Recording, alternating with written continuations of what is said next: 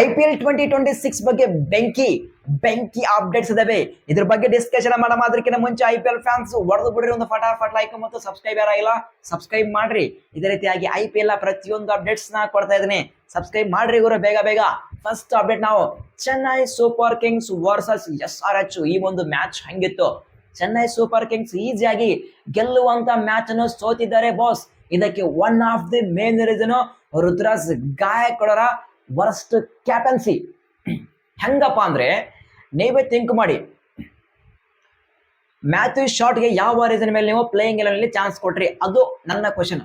ಯಾಕಪ್ಪ ಅಂದ್ರೆ ಓಕೆ, ನಿಮ್ಮ ಪ್ರಕಾರ SRH ಟೀಮ್ ಮಾಡಿ 3 ಲೆಫ್ಟಿಸ್ ಇದ್ದಾರೆ. ಆ ಒಂದು ಲೆಫ್ಟಿಸ್ಗೆ ಟ್ಯಾಕಲ್ ಮಾಡಬೇಕಾದ್ರೆ ಒಂದು ಆಫ್ ಬ್ರೇಕರ್ ನ ಅವಶ್ಯಕತೆ ಇದೆ. ನಾನು ಕೂಡ ಅಗ್ರಿ ಮಾಡ್ತೀನಿ. ಆದ್ರೆ ಮ್ಯಾಥ್ಯೂ ಶಾಟ್ ಯಾವ ಸೀಮೆಯ ಆಫ್ ಬ್ರೇಕರ್ ಬಾಸ್? ಗಲ್ಲಿ ಕ್ರಿಕೆಟ್ ಆಡುವಂತ ಪ್ಲೇಯರ್ಸ್ ಅವರಿಗಿಂತ ಬೆಟರ್ ಆಗಿ ಆಫ್ ಸ್ಪಿನ್ ಆಗ್ತಾರೆ. ಆದ್ರೆ ಮ್ಯಾಥ್ಯೂ ಶಾಟ್ ಹಾಕಿದ್ದು ಬಾಲಿಂಗು ಲೈಕ್ ಆಗಿಲ್ಲ. ಅದು ಒಂದು ಬ್ಯಾಡ್ ನಿರ್ಧಾರ. Akil Hussain sensation bowling performance ನ ಕೊಡ್ತಾರೆ.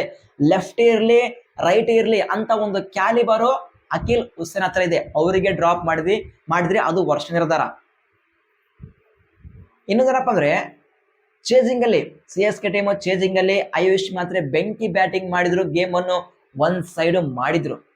ಯಾವಾಗ ಆಯುಷ್ ಮಾತ್ರ ಔಟ್ ಆಗ್ತಾರೆ ಆ ಟೈಮಲ್ಲಿ ಸ್ಟ್ರೈಟ್ ಅವೇ ಡೆವಾಲ್ಡ್ ಬ್ರೇವಿಸ್ ಬರಬೇಕಾಗಿತ್ತು. ಆದ್ರೆ ರುತುರಾಜ್ ಗಾಯಕ್ವಾಡ್ ಮಾಡಿದ್ದು ಟೆಸ್ಟ್ ಹೊಡುವಂತ ಪ್ಲೇಯರ್ನ ಸ್ಟ್ರೈಟ್ ಅವೇ ಚಾನ್ಸ್ ಕೊಟ್ರು. ಅದು ಮ್ಯಾಥ್ಯೂ ಶಾಟ್ ಅವರಿಗೆ. ನಿನ್ನೆ ಮತ್ತೆ ಪ್ರೂವ್ ಮಾಡಿದರೆ ಮ್ಯಾಥ್ಯೂ ಶಾಟ್ ಟೆಸ್ಟ್ ಕ್ರಿಕೆಟ್ ನನಗಿಂತ ಬೆಟರ್ ಆಗಿ ಆಡುವಂತ ಪ್ಲೇಯರ್ ಯಾರು ಇಲ್ಲ T20 ಕ್ರಿಕೆಟ್ ಅಂತೇಳಿ ಮತ್ತೆ ಪ್ರೂವ್ ಮಾಡಿದರೆ Matthew Short. Great performance Matthew Short ಅವರಿಂದ. ಇದು ಒಂದು ವರಷ್ಟು ನಿರ್ಧಾರ. ಆ ಒಂದು ಇಂಟೆಂಟ್ ಕಾಣ್ತಿಲ್ಲ CSK ಟೀಮ್ ಅಲ್ಲಿ. ಮತ್ತು ಶಿವಮ್ ದುಬೆ ಅವರ ಆಟ ಏನ್ ಆಟಪ್ಪ ಅದು? ಶಿವಮ್ ದುಬೆ ಅವ್ರದ್ದು ಟೀಮ್ ಇಂಡಿಯಾ ಪರ ಅಂತ ಒಂದು ಕ್ರ್ಯಾಕಿಂಗ್ ಪರ್ಫಾರ್ಮೆನ್ಸ್ ನ ಕೊಡ್ತೀರಾ. ಆದ್ರೆ CSK ಟೀಮ್ ಅಲ್ಲಿ ಬಂದ್ರೆ ನೀವು ಪುಸ್ ಆಗ್ತೀರಾ. ಯಾಕೆ ಗೊತ್ತಾಗ್ತಿಲ್ಲ. ಈಸಿಯಾಗಿ ಗೆಲ್ಲುವಂತ ಮ್ಯಾಚ್ ಅನ್ನು CSK ಟೀಮು ಸೋತಿದೆ ಬಾಸ್. ಇಷ್ಟಿರುವಂತಹ ಮ್ಯಾಚ್ ಸೋತಿರ ಮೇಲೆ ಮುಂದೆ ಬರುವಂತಹ ಮ್ಯಾಚ್ ಹೆಂಗಿರ್ತವೆ ಅಂತ ಟೀಮ್ ವಿರುದ್ಧ ನೀವು ಗೆಲ್ತೀರಾ? No chance. ಈಗ ಅದರಲ್ಲಿ ಮ್ಯಾಚ್ ಮುಗೀತು. ನನ್ನ ಪ್ರಕಾರ ರುತುರಾಜ್ ಗಾಯಕ್ವಾಡ್ ವರ್ಸ್ಟ್ ಕ್ಯಾಪ್ಟನ್ಸಿ ಮಾಡಿದ್ದಾರೆ. ಮತ್ತು ಬ್ಯಾಟಿಂಗ್ ಅಲ್ಲಿ ಸೇಮ್ ಕತೆ. 1-2 ಮ್ಯಾಚ್ 3 ಮ್ಯಾಚ್ ಫ್ಲಾಪ್ ಆದ್ರೂ ನಾವ್ ಏನ್ ಹೇಳಲ್ಲ.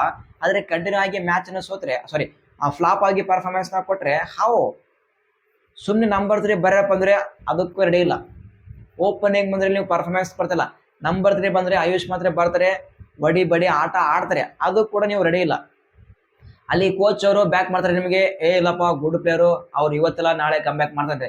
ಇವತ್ತಿಲ್ಲ ನಾಳೆ ಅಂತ ಕಿಸಿ ಟೂರ್ನಮೆಂಟ್ ಹೋಗುತ್ತೆ ಬಾಸ್. ಎಲ್ಲಿಂದ ಪರ್ಫಾರ್ಮೆನ್ಸ್ ಸಿಗುತ್ತೆ ನಿಮಗೆ? ಅದರಲ್ಲಿ ಈಗ ಸ್ಯಾಡ್ ನ್ಯೂಸ್ ಏನಪ್ಪ ಅಂದ್ರೆ CSK ಟೀಮ್ ಅಲ್ಲಿ ಬೆಂಕಿ player, one of the best player CSK team ಅಲ್ಲಿ, ಪವರ್ ಪ್ಲೇಲಿ ಗುಡ್ ಸ್ಟಾರ್ಟ್ ಕೊಡುವಂತ ಪ್ಲೇಯರು ಆಯುಷ್ ಮಾತ್ರ ಅವರಿಗೆ ಹ್ಯಾಮ್ಸ್ಟ್ರಿಂಗ್ ಇಂಜರಿ ಆಗಿದೆ. ಅವರು IPL 2026 ಇಂದ ಔಟ್ ಆಗ್ತಾ ಇದ್ದಾರೆ. ಈಗ ಏನ್ ಮಾಡ್ತಾರೆ ನೀವು? ನಿನ್ನೆ ಹಸಿ ಅವರು ಒಂದು ಬಿಗ್ ಸ್ಟೇಟ್ಮೆಂಟ್ ಕೊಟ್ಟಿದ್ದಾರೆ. ಹ್ಯಾಮ್ಸ್ಟ್ರಿಂಗ್ ಇಂಜರಿ ಆಗಿದೆ, ನೋಡೋಕೆ ತುಂಬಾ ಸೀರಿಯಸ್ ಆಗಿದೆ. ಇವತ್ತು ನಮಗೆ ಸ್ಕ್ಯಾನ್ ರಿಪೋರ್ಟ್ ಬರುತ್ತೆ. ಆ ಒಂದು ಸ್ಕ್ಯಾನ್ ಅಲ್ಲಿ ನಮಗೆ ಗೊತ್ತಾಗುತ್ತೆ ಆಯುಷ್ ಮಾತ್ರ ಅವರ ಕಂಡೀಷನ್ ಹೆಂಗಂತೇಳಿ. ಆದ್ರೆ ರಿಪೋರ್ಟ್ಸ್ ಪ್ರಕಾರ ಯಾರಪ್ಪರು ಮಾತ್ರರು IPL 2026 ಇಂದ ಔಟ್ ಆಗಿದ್ದಾರೆ ಹ್ಯಾಮ್ಸ್ಟ್ರಿಂಗ್ ಇಂಜುರಿಯಿಂದ. ಈಗ CSK ಟೀಮ್ ಏನ್ ಮಾಡುತ್ತೆ? ಕೇವಲ ಒಂದೇ ಒಂದು ಪ್ಲೇಯರು ಪವರ್ ಪ್ಲೇಲಿ ಬೆಂಕಿ ಆಟವನ್ನು ಆಡುವಂತ ಪ್ಲೇಯರು, ಅದು ಆಯುಷ್ ಮಾತ್ರರು. ಅವ್ರೇ ಔಟ್ ಆಗಿರಪ್ಪ ಅಂದ್ರೆ ಯಾರು ಆಡ್ತಾರೆ ಈಗ? ಓಹೋ, ಟೆಸ್ಟ್ ಕ್ರಿಕೆಟ್ ಆಡ್ತಾರಾ? ಓಕೆ, ಆಡ್ರಿ. ಈಗ ಎಂತ ಒಂದು ಮಾತಾಡಿದ್ರಪ್ಪ ಅಂದ್ರೆ CSK ಫ್ಯಾನ್ಸ್ ಫೇರ್ ಆಗ್ತಾರೆ, ಕಮೆಂಟ್ ಗೋಸ್ಕರ ಬ್ಯಾಡ್ ಆಗಿ ಕಮೆಂಟ್ ಮಾಡ್ತಾರೆ. ಆದ್ರೆ ಫ್ಯಾಕ್ಟ್ ಇದ್ರದ್ದು ನಾನು CSK ಟೀಮ್ ಅಲ್ಲಿ ಕೇವಲ ಒಂದೇ ಒಂದು ಪ್ಲೇಯರು, ಅದು ಆಯುಷ್ ಮಾತ್ರರು. T20 ಕ್ರಿಕೆಟ್ ನ ಪ್ರಾಪರ್ ಆಗಿ ಆಡುವಂತ ಪ್ಲೇಯರ್. ಈಗ ಅವರೇ IPL 2026 ಇಂದ ಔಟ್ ಆಗ್ತಾ ಇದ್ದಾರೆ. ಹೆಂಗ್ ಮಾಡ್ತೀರಾ ನೀವು ಈಗ? ಓಕೆ, CSK ಬೆಂಚ್ ಅಲ್ಲಿ ಅಲ್ಲಿದ್ದಾರೆ ಉರ್ವಿಲ್ ಪಾಟೀಲ್ ಇದ್ದಾರೆ, ಸೂಪರ್ಬ್ ಆಗಿ ಪರ್ಫಾರ್ಮೆನ್ಸ್ ನ ಕೊಡ್ತಾರೆ. ಅವರಿಗೆ ಚಾನ್ಸ್ ಕೊಡಬಹುದು, ಅದು ಬೇರೆ ಮ್ಯಾಟರ್. ಆದ್ರೆ this is big blow CSK ಟೀಮಿಗೆ. ಆಯುಷ್ ಮಾತ್ರ ಔಟ್ ಆಗ್ತಿರೋದು ಹೆಂಗಪ್ಪ ಇದನ್ ಮಾಡಿದ್ರೆ? ಬ್ಯಾಕ್ ಟು ಬ್ಯಾಕ್ ಇಂಜರಿ ಆಗ್ತಾ ಇದೆ. ಕ್ಯಾಪ್ಟನ್ ಬ್ಯಾಟಿಂಗ್ ಪರ್ಫಾರ್ಮೆನ್ಸ್ ಸಿಗ್ತಾ ಇಲ್ಲ. ಮೇನ್ ಪ್ಲೇಯರ್ಸ್ IPL 2026 ಇಂದ ಔಟ್ ಆಗ್ತಾ ಇದ್ದಾರೆ.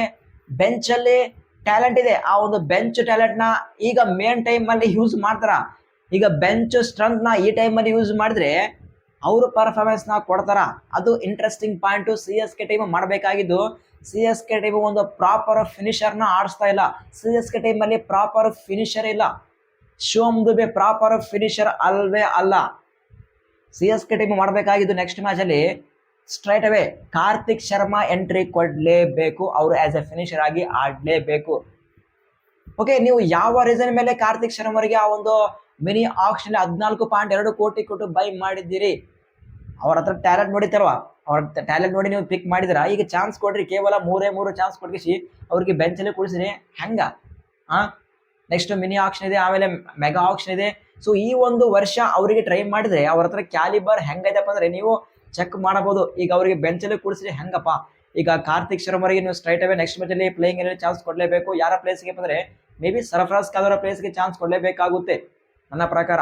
ಸೊ ನೀವೇನಂತ ಪ್ರತಿಯೊಬ್ಬ ಸಿ ಎಸ್ ಕೆ ಫ್ಯಾನ್ಸ್ ನೀವೇ ಕಮೆಂಟ್ಸ್ ಮಾಡ್ರಿ. ಸೊ ಬ್ಯಾಡ್ ಆಗಿ ಕಮೆಂಟ್ ಮಾಡುವಂತಹ ಅವಶ್ಯಕತೆ ಇಲ್ಲ.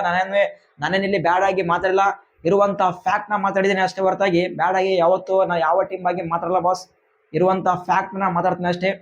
ನನ್ನ ಪ್ರಕಾರ C S K team big ಒಂದು ಬೋರ್ಡ್ ನಿರ್ಧಾರ ಮಾಡಬೇಕಾಗುತ್ತೆ. Especially first Ruturaj Gaikwad number 3 ಬರಲೇಬೇಕು. ಓಪನಿಂಗ್ ಅಲ್ಲಿ ಆಯುಷ್ ಮಾತ್ರ IPL 2026 ಔಟ್ ಆಗ್ತಿದ್ರೆ ಅವರ ಪ್ಲೇಸ್ಗೆ ಉರ್ವಿಲ್ ಪಾಟೀಲ್ ಓಪನಿಂಗ್ ಮಾಡಿಸಿ ಉರ್ವಿಲ್ ಪಾಟೀಲ್ ನಂಬರ್ 3 ಅಲ್ಲಿ ಋತುರಾಜ್ ಗಾಯಕ್ವಾಡ್ ಬರಲಿ, ಅಲ್ಲಿ ಪ್ರೂವ್ ಮಾಡಲಿ. ಅವರು ಸುಮ್ಮನೆ ಓಪನಿಂಗ್ ಬಂದ್ಕೇಸಿ ಪರ್ಫಾರ್ಮೆನ್ಸ್ ಅಲ್ಲ ಅದು. ಸಿ ಎಸ್ ಕೆ ಫ್ಯಾನ್ಸ್ ನೀವು ಬ್ಯಾಕ್ ಮಾಡ್ಬೋದು ಋತುರಾಜ್ ಗಾಯಕ್ವಾಡ್ಗೆ. ಈ ತರ ಬ್ಯಾಕ್ ಮಾಡಿದ್ರೆ ಪರ್ಫಾರ್ಮೆನ್ಸ್ ಸಿಗಲ್ಲ, ಇದು ಮಾತ್ರ ಗ್ಯಾರಂಟಿ. ನನ್ನ ಪ್ರಕಾರ ಋತುರಾಜ್ ಗಾಯಕ್ವಾಡ್ ನಂಬರ್ 3 ಬರಬೇಕು, ಉರ್ವಿಲ್ ಪಾಟೀಲ್ ಓಪನಿಂಗ್ ಅಲ್ಲಿ ಆಡಬೇಕು ಮತ್ತು ಕಾರ್ತಿಕ್ ಶರ್ಮಾಗೆ ಮಸ್ಟ್ ಅಂಡ್ ಶುಡ್ ಚಾನ್ಸ್ ಕೊಡಲೇಬೇಕು ಸಿ ಎಸ್ ಕೆ 11 ಅಲ್ಲಿ. ಮತ್ತು ಅಖಿಲ್ ಹುಸೇನ್ ಮ್ಯಾಟ್ರ್ ಆಗಲ್ಲ, ಲೆಫ್ಟ್ ಇರಲಿ ರೈಟ್ ಇರಲಿ ಮ್ಯಾಟ್ರ್ ಆಗಲ್ಲ, but Akhil Hussain straight away 11ಗೆ ಎಂಟ್ರಿ ಕೊಡಲೇಬೇಕಾಗುತ್ತೆ. ಇದು ಈ ತರ ಒಂದು ಚೇಂಜ್ ಮಾಡಲೇಬೇಕಾಗುತ್ತೆ ಸಿ ಎಸ್ ಕೆ ಮ್ಯಾನೇಜ್ಮೆಂಟ್. ಇಲ್ಲಪ್ಪ ಅಂದ್ರೆ very very very very big sad news ಆಗುತ್ತೆ ಗುರು ಸಿ ಎಸ್ ಕೆ ಫ್ಯಾನ್ಸ್ಗೆ. ಪಾಪ C S K fans best performance ಕೊಡ್ಲಿ ಅಂತ ಕಾಯ್ತಿದ್ದಾರೆ. ಆದ್ರೆ ಮ್ಯಾನೇಜ್ಮೆಂಟ್ ಆಗಲಿ ಕ್ಯಾಪ್ಟನ್ ಆಗಲಿ ಈ ತರ ಒಂದು ವರ್ಷ ನಿರ್ಧಾರ ಮಾಡಿದ್ರೆ ಸಿ ಎಸ್ ಕೆ ಟೀಮು ಇದೇ ಒಂದು ರಿಸಲ್ಟ್ ಬರುತ್ತೆ ಮುಂದಿನ ಕೂಡ.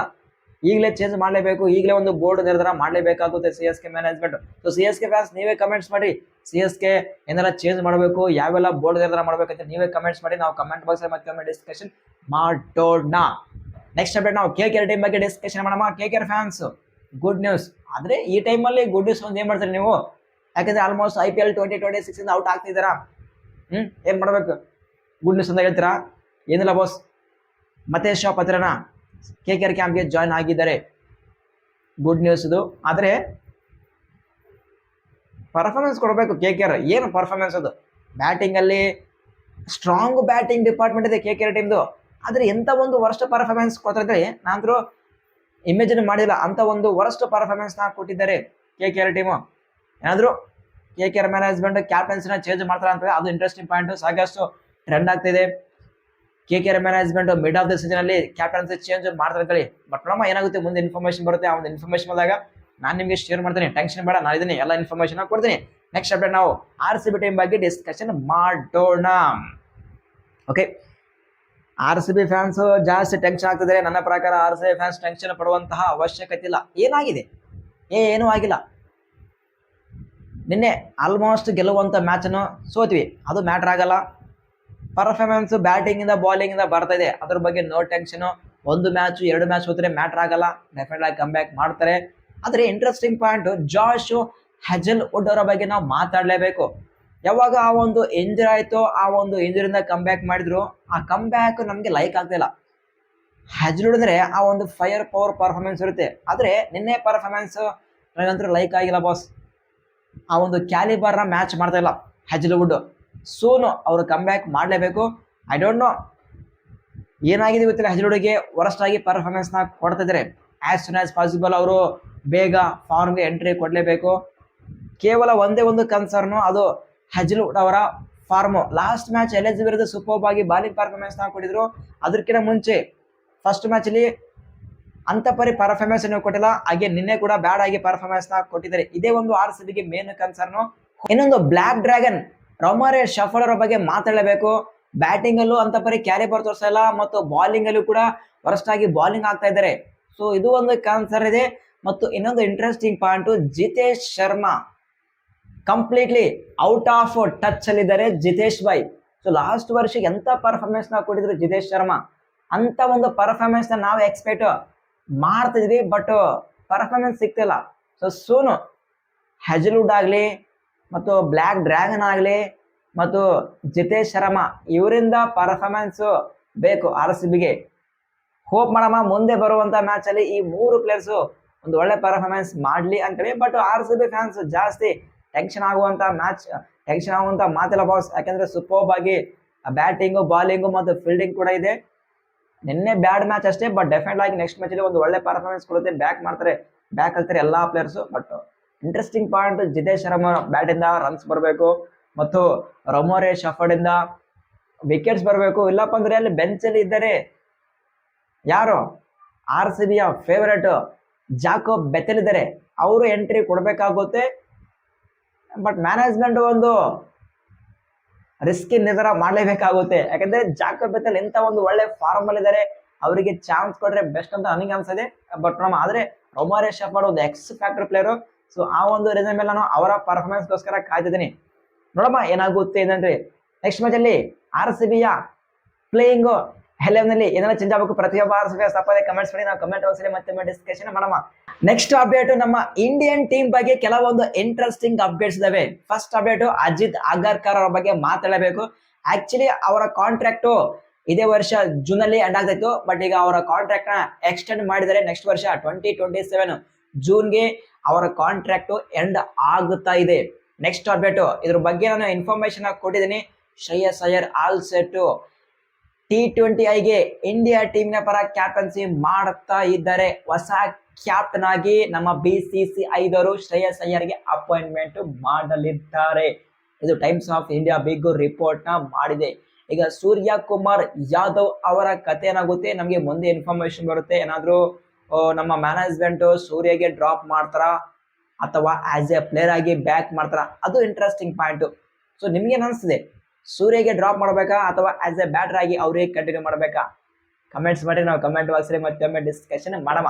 ಇದು ಸದ್ಯ ಇರುವಂತಹ ಅಪ್ಡೇಟ್ಸ್. ಐ ಹೋಪ್ ಈ ಒಂದು ಅಪ್ಡೇಟ್ಸ್ ಪ್ರತಿಯೊಬ್ಬ IPL ಫ್ಯಾನ್ಸ್ಗೆ ಇಷ್ಟ ಆಗಿರುತ್ತೆ ಅಂತ ಅಂದುಕೊಂಡಿದ್ದೀನಿ. ಇಷ್ಟ ಅಂದ್ರೆ ಹೊಡೆದು ಬಿಡೋ ಒಂದು ಫಟಾಫಟ್ ಲೈಕ್, ಸಬ್ಸ್ಕ್ರೈಬರ್ ಎಲ್ಲ ಸಬ್ಸ್ಕ್ರೈಬ್ ಮಾಡ್ರಿ. ಇದೇ ರೀತಿಯಾಗಿ ಪ್ರತಿಯೊಂದು ಇನ್ಫಾರ್ಮೇಶನ್ ನ ಕೊಡ್ತಾ ಇದ್ದೀನಿ. ಸ್ಮಾಲ್ ಯೂಟ್ಯೂಬರ್ ಗುರು, ನಿಮ್ಮ ಸಪೋರ್ಟ್ ಬೇಕು, ಲೈಕ್ ಮಾಡ್ರಿ, ಸಬ್ಸ್ಕ್ರೈಬ್ ಮಾಡ್ರಿ. ಸಿಗೋಣ ಮುಂದಿನ ವಿಡಿಯೋದಲ್ಲಿ. Thank you.